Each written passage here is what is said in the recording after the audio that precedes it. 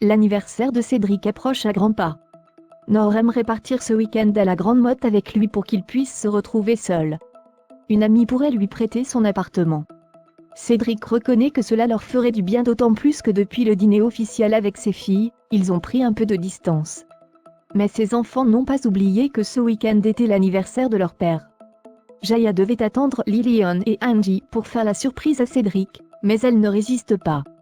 Elle annonce un peu plus tard à son père qu'ils lui ont organisé un week-end anniversaire en Ardèche chez leurs grands-parents.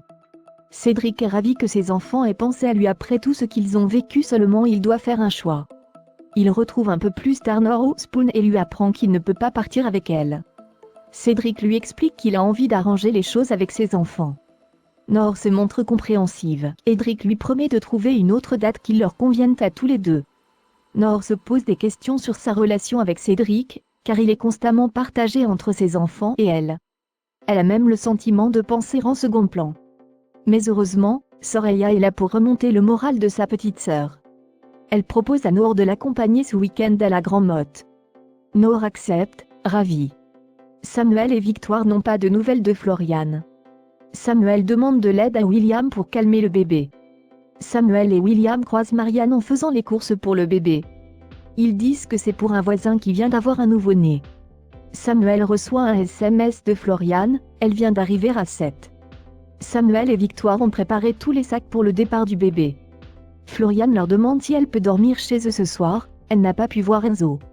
Donc elle voudrait repartir pour le chercher. Florian est persuadée qu'elle peut convaincre Enzo de revenir pour prendre soin du petit. Grâce à son plan, Camille a enfin découvert des preuves pour ouvrir les yeux à sa mère. Elle a en effet retrouvé de mystérieuses photos d'Audrey Roussel cachées dans un double fond de la malle appartenant à Stanislas. Camille les montre à Raphaël. Ces photos ont été prises à des moments différents. La jeune fille en est certaine.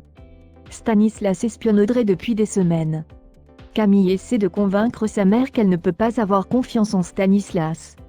Ce dernier surprend leur conversation. Acculé, il leur avoue la vérité. Le petit Léo est son fils. Camille et Raphaël sont abasourdis. Stanislas leur confie ensuite avoir vécu une histoire d'amour avec Eve, la sœur d'Audrey Roussel, quand il travaillait aux Antilles. Eve était l'employée d'un hôtel qui faisait appel à ses services de skipper. Il était fou amoureux d'elle, mais elle l'a quitté à la fin de l'année 2010 du jour au lendemain sans explication. Il était alors dévasté. L'année dernière, par hasard, Stanislas a rencontré une amie commune qui lui a appris qu'Eve s'était suicidée fin 2015 en laissant un fils orphelin, Léo. Les dates correspondaient parfaitement. Léo venait d'avoir 10 ans. Quand cette amie commune lui a montré une photo du petit garçon, il a su tout de suite que c'était son fils. Stanislas est ensuite parti à sa recherche. Il a retrouvé sa trace en région parisienne, et les a suivis jusqu'à 7. Stanislas explique ensuite à Raphaël qu'il ne lui a rien dit car il était perdu. Il ne s'attendait pas à ce qu'elle débarque dans sa vie et qu'il tombe amoureux d'elle au moment où il allait retrouver son fils. Stanislas prétend qu'il ne voulait pas tout mélanger. Puis, il explique à Raphaël et Camille qu'il n'a pas osé aller voir Audrey directement car il ne veut pas débarquer dans la vie de Léo et tout bousculer. Stanislas veut faire partie de la vie de son fils, mais ignore comment s'y prendre. Raphaël choisit de le soutenir et se propose de lui faire valoir ses droits. Un peu plus tard, Camille relate toute l'histoire à Chloé et à son grand-père. Sébastien émet l'hypothèse que Stanislas a tout orchestré depuis le début. Le procureur pense que Stanislas, fauché et vivant seul sur son bateau, avait repéré que Raphaël était une avocate, célibataire en quête d'amour. Sébastien pense que Stanislas a tout orchestré depuis le début, y compris son accident de trottinette, afin de se mettre en couple avec Raphaël. En se mariant avec elle, il va acquérir ainsi un statut social parfait qui lui permettra de récupérer la garde de Léo. Stanislas manipulerait donc Raphaël depuis le début, ce qui confirme l'impression que Chloé avait ressentie à son sujet lors de leur première rencontre. Sébastien veut en savoir plus sur les circonstances de la mort de la sœur d'Audrey, et prévient Sarah. Pendant ce temps, Raphaël et Stanislas rencontrent Audrey au Spoon. L'avocate présente à cette dernière Stanislas son compagnon et lui annonce qu'il pense être le père de Léo. Audrey est sous le choc. Stanislas affirme à celle-ci que c'est bien la vérité. Même si Eve ne lui a jamais rien dit, les dates correspondent.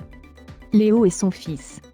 Raphaël précise que Stanislas va faire un test de paternité pour confirmer ce qu'il vient de lui annoncer. Mais Audrey estime que Stanislas n'a aucun droit sur Léo. Eve a fait une demande devant un notaire qu'en cas de malheur, elle est la tutelle de Léo. Audrey élève le petit garçon depuis le décès de sa sœur comme si c'était son propre fils. Par ailleurs, elle a fait une demande d'adoption plénière, et elle est certaine de l'obtenir. Audrey refuse de les écouter davantage et quitte le Spoon en plein service. Elle retrouve Damien chez elle et lui confie ses peurs. Eve vivait aux Antilles depuis de plusieurs années et elle avait de ses nouvelles de loin.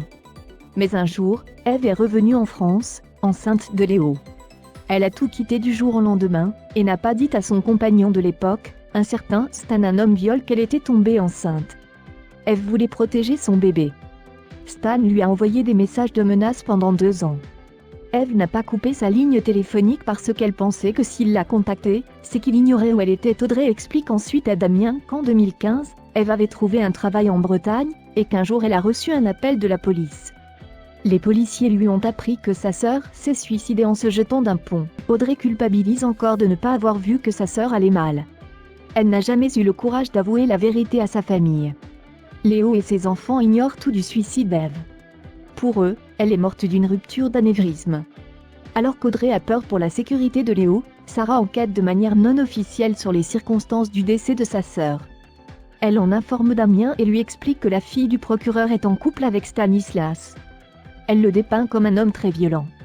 Damien lui apprend qu'il est venu voir Audrey avec Raphaël pour lui annoncer qu'il était le père de Léo et qu'il veut le récupérer. Damien confirme à Sarah que Stanislas est bien quelqu'un de violent. Dans ce contexte, la thèse du suicide d'Eve devient de plus en plus suspecte. Sarah veut solliciter l'aide de Roxane pour découvrir si Stanislas avait un lien avec Eve à cette époque.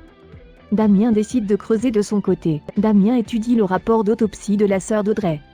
Eve ne présentait aucune trace de violence antérieure à sa chute, d'où la confusion avec un suicide.